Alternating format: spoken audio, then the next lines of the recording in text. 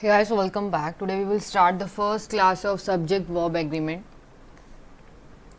So देखो guys, subject की definition अगर हम देखें कि क्या होती है, वो पार्ट ऑफ सेंटेंस जिसके लिए हमारी वर्ब यूज हुई है, ठीक है. A part of sentence for which a verb is used in a sentence is called subject. तो ऐसा कुछ भी नहीं है कि आप किसी के लिए भी कह सकते हो कि ये सब्जेक्ट है या वो सब्जेक्ट है. एक पर्टिकुलर सब्जेक्ट होना, एक पर्टिकुलर पार्ट होना चाहिए, एक पर्टिकुलर वर्ड होना चाहिए या ग्रुप ऑफ वर्ड्स होना चाहिए जिसके लिए हमारी जो वर्ब है वो एग्रीमेंट करती है, जिसके अकॉर्डिंग हमारी वर्ब आती है, उसको हम बोलते हैं सब्जेक्ट.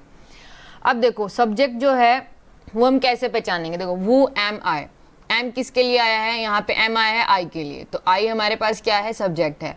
हु आर यू, सो यहाँ पे आर जो है वो यू के लिए आया है. हु इज शी, ठीक है. तो यहाँ पे इस जो ऑक्सिलरी वर्ब है वो किसके लिए आया, शी के लिए. तो यहाँ पे आई, यू और शी जो है वो हमारे सब्जेक्ट्स हैं. It is you can help me, it is you can help me. यहाँ पे इज ऑक्सिलरी वर्ब किस चीज के लिए आई है, इट के लिए आई है. So we can say that it is subject. अब हम देखते हैं कि सब्जेक्ट के स्थान पर कभी करता तो कभी डूअर आता है. देखो हम सब्जेक्ट को ऐसे डिफाइन नहीं कर सकते कि वो एक डूअर है. जरूरी नहीं है कि हमेशा जो डूअर होता है वही सब्जेक्ट होता है. देखते हैं हम कैसे देखेंगे इसको. शी प्लेज क्रिकेट, ये है एक एक्टिव सेंटेंस, ठीक है. Active and there is a passive, cricket is played by her. So यहाँ पे देखो, यहाँ पे जो शी है वो एक डूअर है, बट यहाँ पे जो सब्जेक्ट है वो एक ऑब्जेक्ट है. तो हम ऐसा नहीं कह सकते कि सब्जेक्ट हमेशा ही डूअर होता है, या सब्जेक्ट की डेफिनेशन अगर आप कोई पूछे तो आप उसको करता नहीं कह सकते, ठीक है. इसके स्थान पर डूअर भी आ सकता है और इसके स्थान पर ऑब्जेक्ट भी आ सकता है. अगर बात करें एक्टिव वॉइस की, तो एक्टिव वॉइस में डूअर आता है, ठीक है. और हमें पता है पैसिव वॉइस में हमारा ऑब्जेक्ट सब्जेक्ट बन जाता है, तो यहाँ पर ऑब्जेक्ट आता है. Position of a subject, position क्या हो सकती है. देखो सब्जेक्ट जो है वो बिगनिंग में भी हो सकता है, एंड में भी हो सकता है और मिडल में भी हो सकता है. लाइक इन द अगर हम बिगनिंग के एग्जाम्पल देखें तो we have we are the best. अब ये आर किस लिए यूज हुआ है, वी के लिए. तो वी हमारा सब्जेक्ट जो है वो स्टार्टिंग में है. हु आर यू, यू हमारा एंड में है, आर यू के लिए यूज हुआ है तो ये एंड में आ गया. वट डज शी वॉन्ट, वो क्या चाहती है. तो यहाँ पे डज किसके लिए यूज हुआ है, शी के लिए यूज हुआ है. तो शी यहाँ पे हमारे पास क्या है, सब्जेक्ट है जो कि मिडल में है. वट ऑल, क्या क्या, कैन बी द सब्जेक्ट, क्या क्या सब्जेक्ट हो सकता है, मतलब सब्जेक्ट के स्थान पर क्या क्या आ सकता है. देखो हमें पता है कि जब हम वर्ड्स का यूज करते हैं तो वर्ड्स के ही कॉम्बिनेशन से हम सेंटेंस को बनाते हैं. सेंटेंस कितने टाइप के होते हैं, देखो सेंटेंस की कैटेगरीज और सेंटेंस के कंपोनेंट्स क्या होते हैं. सेंटेंस के अंदर एक सब्जेक्ट होता है, वर्ब होती है, ऑब्जेक्ट होता है, कॉम्प्लीमेंट होते हैं या अदर वर्ड्स जिन्हें हम एडवर्बियल बोलते हैं, ठीक है. These all are the department of subject, ठीक है. वैसे तो ये सेंटेंस के डिपार्टमेंट है, मैंने शायद गलत लिखा हुआ है इधर. देखो सब्जेक्ट के स्थान पर जो आएगा वो भी कोई वर्ड होगा, और हमें पता है कि वर्ड्स जो होते हैं वो कितने टाइप्स के होते हैं, 8 टाइप्स. तो हम देख लेते हैं, जैसे नाउन है, प्रोनाउन है, एडजेक्टिव है, एडवर्ब है, वर्ब है, प्रपोजिशन है, कंजक्शन है, ठीक है. और यहाँ पे क्या है, इंटरजेक्शन है, ठीक है. सो देखो नाउन क्या होता है, नेमिंग वर्ड है. प्रोनाउन रिप्लेसिंग वर्ड है. एडजेक्टिव क्वालिफाइंग वर्ब है. एडवर्ब है जो वर्ब को क्वालिफाई करता है. एडवर्ब को कई तरह की चीज़ों को क्वालिफाई करता है. वर्ब हमारा एक्शन डिनोट करती है. प्रपोजिशन हमारा रिलेशनशिप डिनोट करती है. कंजक्शन हमारा कनेक्शन डिनोट करती है. एंड इंटरजेक्शन हमारा सडन फीलिंग्स को एक्सप्रेस करती है. तो देखो हमें अभी तक बस इतना पता है कि हमारे पास वर्ड आएगा कोई ना कोई, किसके स्थान पर, सब्जेक्ट के स्थान पर. वो आ सकता है नाउन और प्रोनाउन, लेकिन ये एडजेक्टिव नहीं आ सकता, एडवर्ब डायरेक्ट नहीं आ सकता, वर्ब डायरेक्ट नहीं आ सकती, प्रपोजिशन डायरेक्ट नहीं आ सकता, कंजक्शन डायरेक्ट नहीं आ सकती, इंटरजेक्शन डायरेक्ट नहीं आ सकती. तो नहीं आ सकती वो मैंने काट दी. लेकिन कई बार ऐसा होता है ना, जैसे हमारे पास अनकाउंटेबल नाउन होता है. अनकाउंटेबल नाउन को भी सिंगुलर काउंटेबल बनाने के लिए उनके साथ a piece of, a pieces of, 2 pieces of, 3 pieces of, ऐसे वर्ड्स लगाए जाते हैं, so that we can use them as a countable nouns. So in the similar way हम एडजेक्टिव के साथ, वर्ब की फर्स्ट फॉर्म के साथ, तो हम देखेंगे कि देखो नाउन सब्जेक्ट के स्थान पर या तो नाउन आ सकता है या प्रोनाउन आ सकता है. बट अगर और कोई भी आना चाहे, जैसे एडजेक्टिव है, वर्ब है, तो वो कैसे आ सकती है, हम उसको देखेंगे. देखो नाउन आ सकता है, ये हमने पहले ही स्टडी कर ली है. प्रोनाउन आ सकता है, ये भी हमने देख लिया है. एडजेक्टिव के साथ अगर हम दा लगा देते हैं तो ये एक नाउन की तरह यूज होता है, और ये क्या होता है, प्लूरल इन फॉर्म होता है, प्लूरल फॉर्म होती है इसकी, ठीक है. इसके लिए प्लूरल हेल्पिंग वर्ब आएगी और इसको हम सब्जेक्ट की तरह यूज कर सकते हैं. V1 प्लस ING जो जिरेंट की तरह यूज होता है, एक नाउन रहता है, ये सिंगुलर फॉर्म में होता है. इसके साथ हम सिंगुलर हेल्पिंग वर्ब यूज करेंगे. साथ के साथ डिफाइन कर रही हूँ ताकि आपको ईजी रहे. टू प्लस इन्फिनेटिव ये नाउन इक्विवेलेंट है, इन्फिनेटिव इसको हम बोलते हैं, ये भी सब्जेक्ट की तरह यूज हो सकता है। क्वेश्चन वर्ड इन्फिनेटिव भी सब्जेक्ट की तरह यूज हो सकता है, या फिर आ जाए question word subject auxiliary verb और मेन वर्ब। यहाँ पे ऑक्सिलरी वर्ब क्वेश्चन ब्रैकेट्स में है, इसका मतलब ये ऑप्शनल है, आ भी सकता है नहीं भी आ सकता, ये भी सब्जेक्ट हो सकता है, ये भी सब्जेक्ट हो सकता है, ऑल दैट सब्जेक्ट, ये सब क्या है हमारे सब्जेक्ट हो सकते हैं। अब देखो क्वेश्चन वर्ड्स हमारे पास क्या है, who, whom, which, where, what, when, whose, why and how.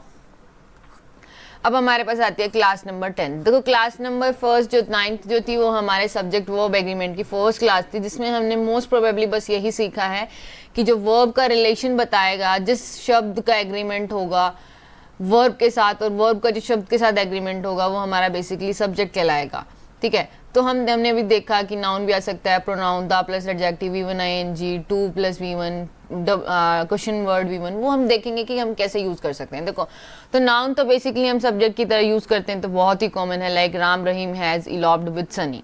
ठीक है, तो यहाँ पे हैज किसके लिए यूज हुआ है, राम रहीम। राम रहीम हमारे पास सब्जेक्ट हो गया but as a noun. Okay, so हमारे पास क्या प्रोनाउन, प्रोनाउन क्या होता है, एक रिप्लेसिंग वर्ड होता है। ठीक है, प्रोनाउन एज अ सब्जेक्ट, जैसे हम वहां पर नाउन ना यूज करके उसकी जगह कोई और replacing, like we have to pull up our socks. ठीक है, तो यहाँ पे सब्जेक्ट जो है वो वी है क्योंकि ऑक्सिलरी वर्ब आई है वी के लिए। उसके बाद the adjective as a noun use होता है, ये प्लूरल होता है तो इसके लिए प्लूरल हेल्पिंग वर्ब आएगी, the poor are getting poorer and poorer. Okay, जिरन जो है वो एक सिंगुलर फॉर्म में यूज होता है, ये सब्जेक्ट की स्टार्टिंग में आके सब्जेक्ट सेंटेंस की स्टार्टिंग में आके सब्जेक्ट बन सकता है, तो dancing is an art. Two plus we like to know you, to know you, देखो मेन सब्जेक्ट तो यही है लेकिन कंप्लीट सब्जेक्ट हम इतना कंसिडर करेंगे, to know you is to love you, तो ये भी क्या होता है, सिंगुलर फॉर्म होता है। Question word to plus V1 acts as subject, जैसे how to propose to his wife is not known to me, मतलब ये भी सिंगुलर फॉर्म में रहेगा। When to come is yet to be decided.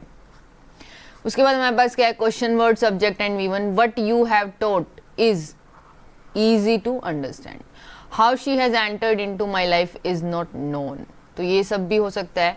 that का मतलब होता है यह बात की, ठीक है, that the moon earth moves around the sun is known to everyone। देखो that the earth moves around the sun, ये सबको पता है कि जो अर्थ है वो मून के अराउंड रिवोल्यूशन करती है। ठीक है, सो दैट का मतलब हो गया यह बात की अर्थ जो है वो सन के अराउंड मूव करती है, ये सबको पता है। दैट आश्रम is a Flanders is a fact, यह बात कि आश्रम जो है वो दिल फेक होता है, ये फ्लैंडर होता है जो बहुत सारी महिलाओं के साथ उसका कनेक्शन होता है, प्यार करता है, so this is the fact. All that subject main verb, ये भी हमारे पास क्या है कि सब्जेक्ट की तरह आ सकता है। अब हमें ये देखना है कि हम सब्जेक्ट को आइडेंटिफाई कैसे करेंगे। वर्ब के ठीक पहले अगर हम हु एंड व्हाट का यूज करेंगे जिससे हमें एक आंसर मिल रहा है, तो वो आंसर ही हमारे पास क्या होगा, सब्जेक्ट होगा। ठीक है, जैसे मैं यहाँ पर देखूँ, इधर देखो, what is an art, dancing is an art. ठीक है, what is to love you, तो to know you is to love you, तुम्हें जानना ही तुम्हें प्यार करना है। अब हम देखते हैं कि वर्ब, देखो सब्जेक्ट वर्ब एग्रीमेंट में अगर हम वर्ब के टाइप्स पढ़ेंगे तो वो होता है सिंगुलर या फिर प्लूरल। सिंगुलर की बात है जब नंबर हमारे पास 1 की कैटेगरी में हो और नंबर हमारे ग्रेटर देन 2 और 2 से बड़ा हो, ठीक है, तभी तो वो प्लूरल कहलाएगा। So in this way on the basis of number, verb agreement number के अकॉर्डिंग करता है। वर्ब जो एग्रीमेंट करेगा सब्जेक्ट के साथ वो डिपेंड करता है कि सब्जेक्ट सिंगुलर है या प्लूरल है। अगर सब्जेक्ट सिंगुलर है तो हम सिंगुलर फॉर्म यूज करेंगे, लाइक इज भी सिंगुलर है, आई एम के साथ आई आता है, ये एम जो है आई के साथ आता है, सिंगुलर है सिंगुलर है। बेस फॉर्म के साथ जब SEIS लगाते हैं तो सिंगुलर बन जाती है, इसलिए मैंने लिखा है base form of verb SEIS। Noun के केस में ये क्या होता है, प्लूरल बन जाता है। बेस फॉर्म विदाउट SEIS जो वर्ब के केस में होती है वो क्या होती है, प्लूरल होती है।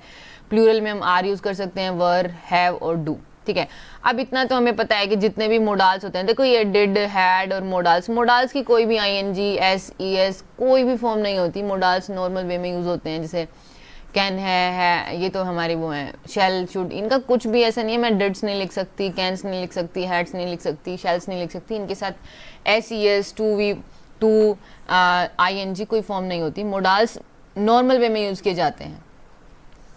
उसके बाद हमारे पास क्या है, वर्ब और वर्ब फ्रेज। देखो जब भी हमारे पास सब्जेक्ट है, सब्जेक्ट के बाद ऑक्सिलरी वर्ब है और मेन वर्ब है, तो जो सब्जेक्ट है वो किसके साथ एग्रीमेंट रिलेट करेगा, ऑक्सिलरी वर्ब जो होगी वो रिलेट करेगी सब्जेक्ट के साथ।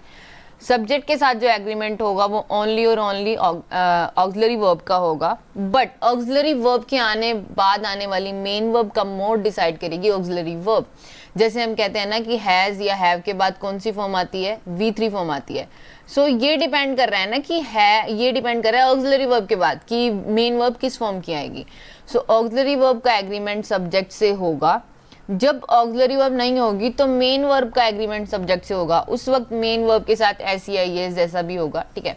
मेन वर्ब कैसा होगा, किस रूप में होगा, ये डिफाइन करेगा ऑक्सिलरी वर्ब, जैसे मैंने आपको इस एग्जांपल से बताया।